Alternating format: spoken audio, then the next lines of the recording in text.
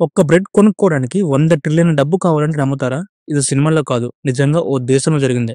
ఒక తప్పు వల్ల ఆ దేశమంతా బూడిద పాలైంది. ఏం జరిగిందో మీరు తెలుసుకుంటే నిజంగా షాకవుతారు. మీకెప్పుడైనా ఇలా అనిపించిందా?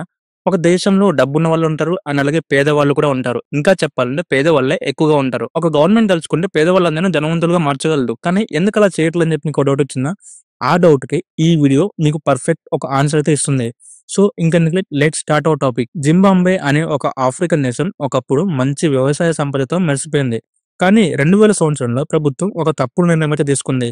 ఆ దేశం యొక్క ఎకానమీ అభివృద్ధి చేయాలంటే డబ్బు పంచాలి అన్న ఫీలింగ్‌తో వాళ్ళు వచ్చేసారనమాట. సో, వాళ్ళు పెద్ద ఎత్తున డబ్బులు ముద్రించడం అయితే మొదలుపెట్టారు. అయితే ఇక్కడ డబ్బే కదా అన్నిటికి సమస్య. సో, వాళ్ళ సమస్యను తీర్చుకోవడానికి డబ్బు ముద్రించడంలో తప్పేముంది అనుకుంటారా? ఆ తప్పు వల్లే ఒక పెద్ద విపత్తయితే వచ్చింది. అదేంటో ఇప్పుడు ఒకసారి చూద్దాము. అలా జింబాబ్వే ప్రభుత్వం అందరికీ డబ్బులు పంచడం అయితే మొదలుపెట్టింది. ఎవరైతే పేదవాళ్ళు ఉంటారో వాళ్ళకి. అండ్ ఇన్‌ఫాక్ట్ చెప్పాలంటే వరల్డ్‌లోనే బిగ్గెస్ట్ నోట్ అయిన 100 ట్రిలియన్ జింబాబ్వే డాలర్ నోట్ కూడా ముద్రించింది. బట్ ఆ నోట్‌తో మీరు ఫుల్ మీల్ కూడా కొనుక్కోలేరు. ఎందుకు అంటే ఎవరికైనా డబ్బులిస్తే ఎవరు వర్క్ చేస్తారు చెప్పండి? అండ్ దాంతో పాటు వస్తువుల ధరలు కూడా పడిపోతున్నాయి. ఒక బ్రెడ్ కొనుక్కోవడానికి డబ్బు మొత్తం ఒక సంచిలో పెట్టుకొని తీసుకెళ్ళినా గాని బ్రెడ్ దొరకట్లేదు. ఆ సిట్యుయేషన్‌లోకైతే వచ్చింది. డబ్బు ముద్రించారు అనేది ఒక వార్త కాదు. అది ప్రపంచానికి ఈ దేశం ఎకానమీ ఎలా పాడవుతుందో అనే ఒక టెక్స్ట్ బుక్ ఎగ్జాంపుల్‌గా అయితే మారిపోయింది ఆ కాలంలో. అప్పట్లో జింబాబ్వేలో ప్రజలు ఉద్యోగాలు కోల్పోయారు. బిజినెస్‌లు మూతపడ్డాయి. విద్య, ఆరోగ్యం అన్నీ నాశనమైపోయాయి.